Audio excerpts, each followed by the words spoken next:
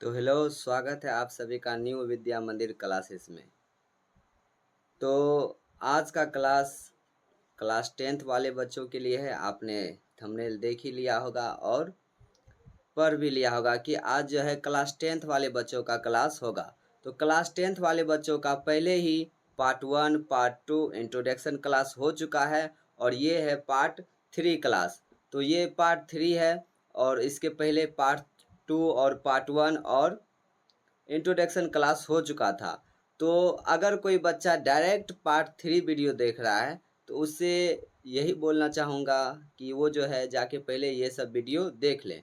तो हम क्या करेंगे, डिस्क्रिप्शन में ये सभी वीडियो का लिंक दे देंगे, आप लोग जाके आसानी से देख सकते हैं। ठीक है, तो आज हम स्टार्ट करेंगे पार्ट 3 क्लास 10th का। ठीक है, तो क्या आप लोग रेडी हैं पढ़ने के लिए? तो हम लोग ने स्टार्ट किया था जय प्रक्रम। क्लास 10th वाले बच्चे, क्या याद है आप लोगों को? जय प्रक्रम स्टार्ट किए थे कि नहीं? जय प्रक्रम हम लोग स्टार्ट किए थे। तो जय प्रक्रम में स्टार्ट कर दिए थे पार्ट 1 वीडियो, पार्ट 2 हो गया था, आज पार्ट 3 है। तो हम अब जहाँ तक पढ़ चुके थे उससे आगे चलेंगे। हम लोग जो है पिछले वीडियो में स्वपोषण के बारे में पढ़ लिया था कि स्वपोषण किसे कहते हैं। तो बताए थे कि वैसे जीव जो अपना भोजन स्वयं संश्लेषित करे उसे क्या कहेंगे? स्वपोषी जीव कहेंगे। और ये भी बताए थे कि सभी हरे पौधे जो होते हैं वो स्वपोषी होते हैं। जितने भी हरे पौधे होते हैं वो क्या होते हैं? स्वपोषी होते हैं। तो जितने भी हरे पौधे होते हैं वो स्वपोषी होते हैं। तो प्रकाश संश्लेषण के द्वारा पौधे अपना भोजन बनाते हैं। ये सब बात पिछले क्लास में बता दिया गया था कि स्वपोषण को इंग्लिश में ऑटोट्रॉप कहते हैं। ऑटो का अर्थ क्या होता है, ट्रॉप का अर्थ क्या होता है, सारा कुछ बता दिया गया। तो बताइए ऑटो का अर्थ क्या है, बताइए। तो ऑटो का अर्थ होता है सेल्फ, यानी कि स्वतः, स्वयं। ये सब हम पिछले क्लास में बता चुके हैं। और ट्रॉप का अर्थ होता है पोषण, यानी स्वयं पोषण, सेल्फ। तो हम अपने से हम अपने से भोजन बनाते हैं, हम भोजन बनाते हैं नहीं, हम दूसरे पेड़ पौधे या जीवों पे आश्रित है अपना भोजन के लिए, है कि नहीं? तो जो जीव अपने से भोजन बनाते हैं उसे हम क्या कहते हैं? स्वपोषी जीव कहते हैं। एग्जाम्पल अगर बोलेंगे तो हरे पेड़ पौधे जो हैं वो क्या है? स्वपोषी हैं। ठीक है, तो हम अब स्वपोषण के बारे में हम पूरा पढ़ चुके थे। आज का क्लास में होगा परपोषण। क्या होगा? परपोषण। तो चलिए परपोषण हम शुरू कर देते हैं। ठीक है, किसी को कोई दिक्कत बताइए। अगर किसी को भी किसी तरह का दिक्कत होता है तो वो कमेंट कर सकते हैं कि सर हमको ये दिक्कत है। टाइम लिख के कमेंट कर सकते हैं, आपका कमेंट का रिप्लाई दिया जाएगा। ठीक है, तो अब है परपोषण। परपोषण क्लोरोफिल की अनुपस्थिति के कारण समस्त जंतु तथा कवक पौधे की तरह अपना भोजन स्वयं संश्लेषित करने की क्षमता नहीं होती है। जो परपोषी जीव है, परपोषण में स्वयं अपने से संश्लेषित भोजन नहीं कर सकते हैं, स्वयं अपने से संश्लेषित करने की क्षमता नहीं होती है। तो भोजन स्वयं अपने से संश्लेषित करने की क्षमता किसमें होगी? जिसके पास क्लोरोफिल पाया जाएगा, यानी कि हरे पेड़ पौधे के पास क्लोरोफिल पाया जाता है। तो ठीक है, जो हरे पेड़ पौधे रहेंगे वो अपना भोजन स्वयं संश्लेषित कर सकते हैं। लेकिन जो परपोषण है, परपोषी जीव है, वो अपने से भोजन स्वयं संश्लेषित नहीं कर सकते हैं। ठीक है, तो बोल रहा है अतः भोजन के लिए ये पूर्ण रूप से या अन्य जीवों पर क्या रहते हैं? निर्भर होते हैं। ऐसे जीव जो अपने भोजन के लिए किसी न किसी रूप में अन्य जीवों पर आश्रित रहते हैं, किसी न किसी रूप में क्या होते हैं? अन्य जीवों पर आश्रित होते हैं, उसे हम परपोषी या फिर हेट्रोट्रॉप्स कहते हैं। क्या कहते हैं? परपोषी या फिर हेट्रोट्रॉप्स कहते हैं। बोल रहा है हेट्रोट्रॉप शब्द की उत्पत्ति दो ग्रीक शब्द से हुई है। इसमें भी वही बात है कि हेट्रोट्रॉप का जो है शब्द की उत्पत्ति दो ग्रीक शब्द से हुई है। एक है हेट्रो, दूसरा है ट्रॉप। हेट्रो का अर्थ होता है विषम। क्या होता है? विषम। हेट्रो का अर्थ होता है विषम और ट्रॉप का अर्थ क्या होता है? पोषण। तो क्या हो गया? हेट्रो शब्द का देख लीजिए, हेट्रो शब्द का अर्थ होता है विषम, भिन्न या पर, तथा ट्रॉप शब्द का अर्थ होता है पोषण। बोल रहा है हेट्रो शब्द का अर्थ विषम भी होता है, भिन्न भी होता है, पर भी होता है, ठीक है। और ट्रॉफ शब्द का अर्थ होता है पोषण, तो इसी से हम बोल सकते हैं पर पोषण या फिर विषम पोषण, भिन्न पोषण, जो बोलना है बोलिए, है कि नहीं, है कि नहीं, बताइए। तो बताइए कि पर पोषण किसे कहेंगे। पर पोषण वह प्रक्रिया है जिसमें जीव अपना भोजन स्वयं संश्लेषित नहीं करते हैं। पर पोषण वह प्रक्रिया है जिसमें जीव अपना भोजन स्वयं संश्लेषित नहीं करते हैं, ठीक है। तो स्वयं संश्लेषित नहीं करते तो वो क्या करते हैं, किसी न किसी रूप में अन्य स्रोतों पे क्या रहता है, निर्भर रहता है। परपोषण वह प्रक्रिया है जिसमें जीव अपना भोजन स्वयं संश्लेषित न कर किसी न किसी रूप में अन्य स्रोतों से प्राप्त करते हैं, ठीक है। तो परपोषण के बारे में समझ में आया कि परपोषण किसे कहेंगे, समझ में आया। तो परपोषण किसे कहेंगे, परपोषण क्या है, परपोषण वह प्रक्रिया है जिसमें जीव अपना भोजन स्वयं संश्लेषित न कर किसी न किसी रूप में अन्य स्रोतों से प्राप्त करते हैं, उसे हम क्या कहते हैं, परपोषी जीव कहते हैं। स्वपोषण का क्या डिफिनेशन था कि वैसे जीव जो अपना भोजन स्वयं संश्लेषित करते हैं उसे हम स्वपोषी जीव कहते हैं, ठीक है। समझ में आया, बताइए किसको किसको समझ में आया, बताइए किसको किसको समझ में आया। सबको समझ में आ गया, अच्छी बात है। अगर सबको समझ में आ गया तो आना ही चाहिए, क्यों नहीं आएगा। तो अब है कि स्वपोषण और परपोषण में मूल अंतर है। स्वपोषण और परपोषण में मूल अंतर है कि स्वपोषण में जीव सरल अकार्बनिक अणु से जटिल कार्बनिक अणुओं का संश्लेषण करते हैं। बोल रहा है कि स्वपोषण और परपोषण में मूल अंतर क्या है कि स्वपोषण में जो जीव होता है ना, स्वपोषण में जो जीव होता है यानी जो स्वपोषी जीव होते हैं वो सरल अकार्बनिक अणु से जटिल कार्बनिक अणु को संश्लेषित करते हैं।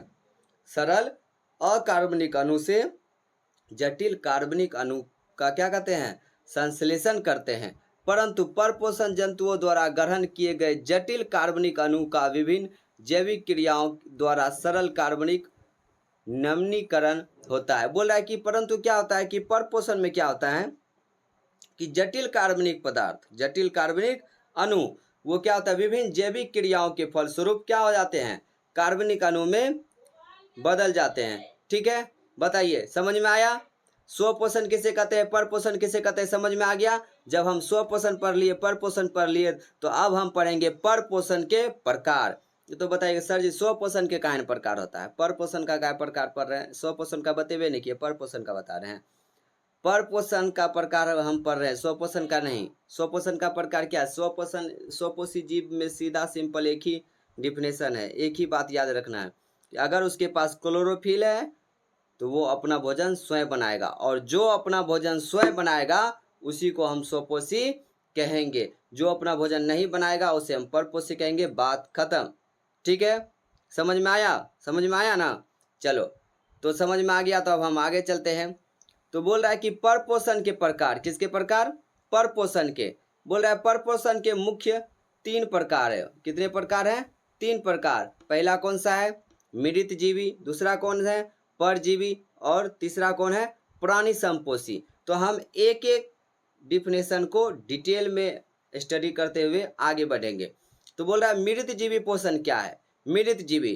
तो बोल रहा है कि ग्रीक शब्द सेप्रोस का अर्थ अवशोषण होता है। बोल रहा है ग्रीक शब्द जो है सेप्रोस का अर्थ, अब सेप्रोस कहाँ से आया, मृत जीवी पोषण को ही इंग्लिश में कहते हैं स्पेरोफाइटिक न्यूट्रिएंट्स। क्या कहते हैं, स्पेरोफाइटिक न्यूट्रिएंट्स। तो वही बोल रहा है कि सेप्रोस शब्द का अर्थ क्या होता है, अवशोषण होता है। तो अगर तुमसे पूछ दिया जाए, आपसे पूछ दिया जाए कि मृत जीवी पोषण, मृत जीवी जीव किसे कहते हैं, तो क्या बोलेंगे, बोलेंगे इस प्रकार के पोषण में जीव मृत जंतुओं और पौधों के शरीर से अपना भोजन अपने शरीर की सतह से घुलित कार्बनिक पदार्थ के रूप में अवशोषित करते हैं। घुलित कार्बनिक पदार्थ के रूप में अवशोषित करते, कैसे, अपने शरीर की सतह से। इस प्रकार के पोषण में जीव मृत जंतुओं और पौधों के शरीर से अपना भोजन अपने शरीर की सतह से घुलित कार्बनिक पदार्थ के रूप में अवशोषित करते हैं। समझ में आ रहा है। तो इस प्रकार का जो पोषण होगा उसमें मृत जंतुओं और पौधों के शरीर से अपना भोजन अपने शरीर की सतह से घुलित कार्बनिक पदार्थ के रूप में अवशोषित करेगा, ठीक है, ठीक है ना। तो उसके बाद बोल रहा है कि जो जीव जीव जो अपना भोजन मृत जीवी पोषण के द्वारा प्राप्त करते हैं उसे मृत जीवी या फाइटस कहते हैं, स्पेरोफाइटस कहते हैं। बोल रहा है कि जीव जो अपना भोजन मृत जीवी पोषण के द्वारा प्राप्त करते हैं उसे क्या कहते हैं, मृत जीवी या स्पेरोफाइट्स कहते हैं। ठीक है, तो बोल रहा है कि अनेक कवक, बैक्टीरिया तथा कुछ प्रोटोजोआ में पोषण इसी विधि से होता है। बोल रहा है कि अनेक कवक है, जैसे कवक है, बैक्टीरिया है, प्रोटोजोआ है, तो इसमें पोषण का विधि यही है। कोई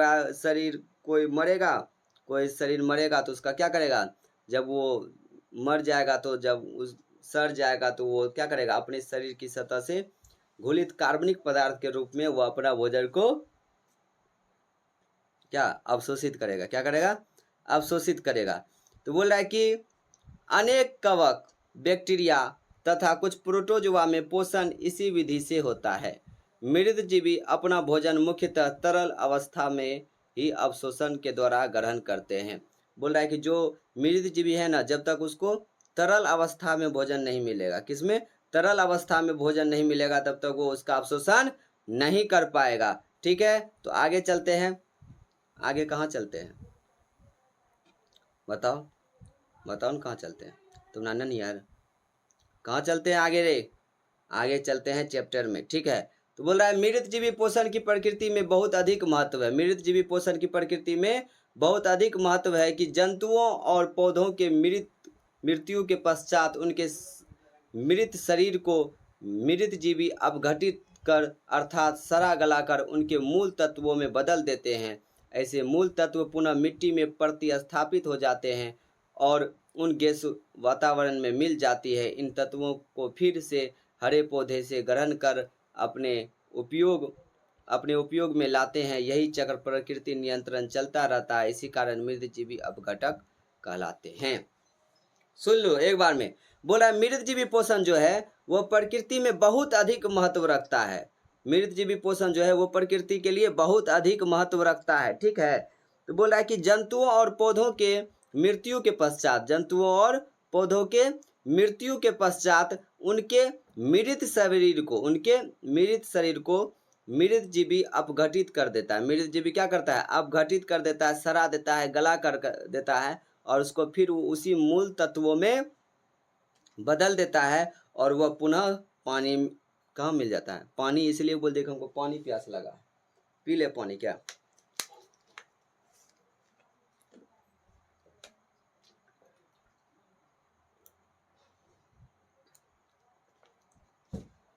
तो ठीक है, तो बोल रहा है कि फिर से वो क्या होता है कि मिट्टी में मिल जाता है और वो कुछ गैस जो उससे निकला वो वायुमंडल में फिर चला गया और फिर उसको क्या करेगा, पेड़ पौधा ले लेगा और इसी तरह से ये चक्र चलता रहेगा। ठीक है, तो अब हम चलते हैं परजीवी पे। परजीवी जाने से पहले एक बार मृत जीवी का हम डिफिनेशन बोल देते हैं कि क्या है मृत जीवी पोषण। तो इस प्रकार के पोषण में जीव मृत जंतुओं और पौधों के शरीर से अपना भोजन अपने शरीर की सतह से घुलित कार्बनिक पदार्थ के रूप में क्या करते हैं, अवशोषित करते हैं। समझ में आया, समझ में आया। एग्जाम्पल बोलेगा तो कवक, प्रोटोजोआ, बैक्टीरिया। ठीक है, तो अब हम चलते हैं परजीवी पोषण में।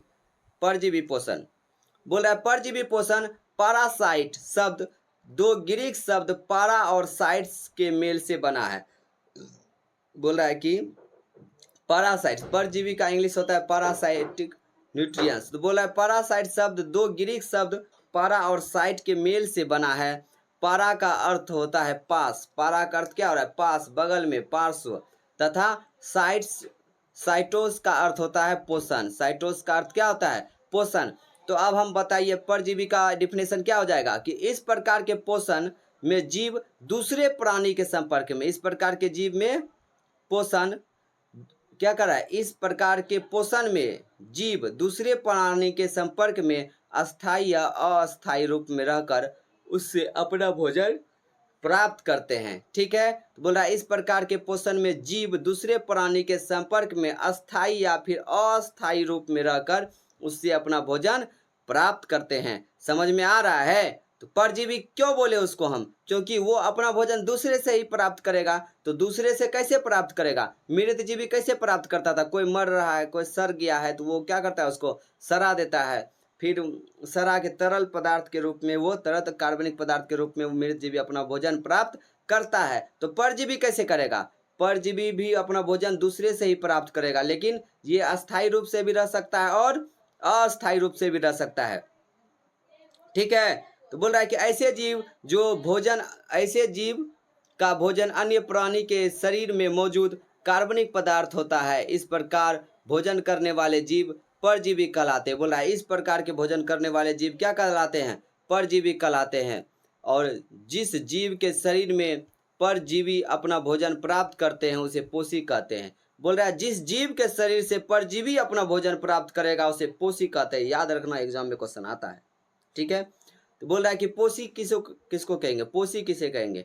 तो जिस जीव के शरीर से परजीवी अपना भोजन प्राप्त करते हैं उसे हम क्या कहते हैं? पोषी कहते हैं। परजीवी पोषण अनेक प्रकार के हैं, जैसे कवक, जीवाणु, कुछ पौधे जैसे अमरबेल तथा कई जंतु जैसे गोलकीम, hookworm, tapeworm, Entamoeba, histolytica, malaria परजीवी आदि में पाया जाता है। ये सब अभी बस आपको नाम याद रखना है, ये नहीं कि सर इसके बारे में और पढ़ाइए, नहीं, नाम याद रखना है। ठीक है, हाफी आ रहा है, काहे कि नींद आ रहा है। नींद क्यों आ रहा है? थक गए हैं।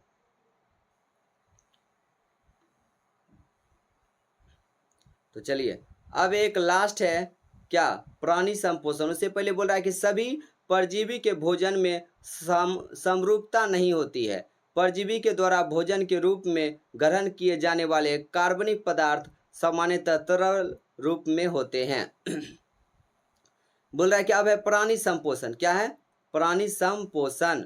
ठीक है, बोलोगे? तो बोल रहा है कि हेलोजोइक शब्द दो ग्रीक शब्द, अब हेलोजोइक क्या है? इसका इंग्लिश में नाम है गधा, हेलोजोइक न्यूट्रिएंट्स। बोला हेलोजोइक शब्द दो ग्रीक शब्द हेलो और जोइक के मेल से बना है। हेलो शब्द का अर्थ होता है पूर्ण रूप से या पूरी तरह, और जोइक का अर्थ होता है जैसा।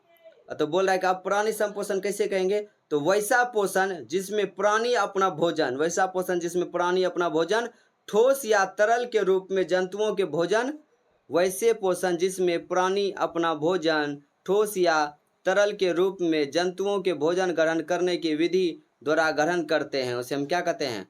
प्राणी संपोषण कहते हैं। तो बोल रहा है वैसे जीव जिनमें इस विधि से पोषण होता है उसे हम क्या कहते हैं? प्राणी संभोजी। बोल रहा है कि ऐसा जीव जिससे जो ऐसा भोजन ऐसा है उसको हम क्या कहेंगे? जीव जिनमें इस विधि द्वारा क्या होता है? पोषण होता है। जिनमें भी इस विधि द्वारा पोषण होगा उसको हम क्या कहेंगे? प्राणी संपोषण कहेंगे। ठीक है, पहला हम क्या पढ़े? मृतजीवी। दूसरा हम क्या पढ़े? परजीवी। और तीसरा हम क्या पढ़े? प्राणी संपोषी। मृतजीवी में क्या पढ़े थे? क्योंकि रिवीजन हो रहा है। मृतजीवी में क्या पढ़े थे? मृतजीवी में पढ़े थे क्या कि सड़े गले कार्बनिक पदार्थ के रूप में ग्रहण करते हैं, तरल के रूप में। ठीक है, समझ में आया ना? तो दूसरा क्या बोले थे? परजीवी भी अपना भोजन दूसरे से प्राप्त करता है, अस्थायी रूप में या अस्थायी रूप में रह के। और तीसरा था प्राणी संपोषण, ये भी अपना भोजन दूसरे से ही प्राप्त करते हैं लेकिन ये ठोस या तरल के रूप में करते हैं। तो इस प्रकार के जो पोषण करता है उसको हम क्या कहते हैं? प्राणी संभोजी कहते हैं। क्या कहते हैं? प्राणी संभोजी। इस प्रकार के पोषण सामान्यतः किस में हो रहे? जंतु का लक्षण तथा या अमीबा, मेढक, मनुष्य आदि में पाया जाता है।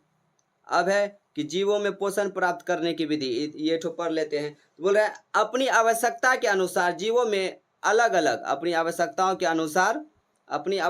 के अनुसार जीवों में अलग अलग प्रकार के पोषक की जरूरत होती है, जिसे प्राप्त करने के तरीके भी जीवों में भिन्न भिन्न तरह के होते हैं। एक कोशिकीय जीव कोशिका के संपूर्ण सतह से खाद्य पदार्थ ग्रहण किया जाता है, जबकि बहुकोशिकीय एवं जटिल जीवों में इसके लिए खास अंग नहीं होता है। ठीक है, समझ में आ गया सभी को? क्लास समझ में आ गया तो आप लोग जानते हैं क्या करना है।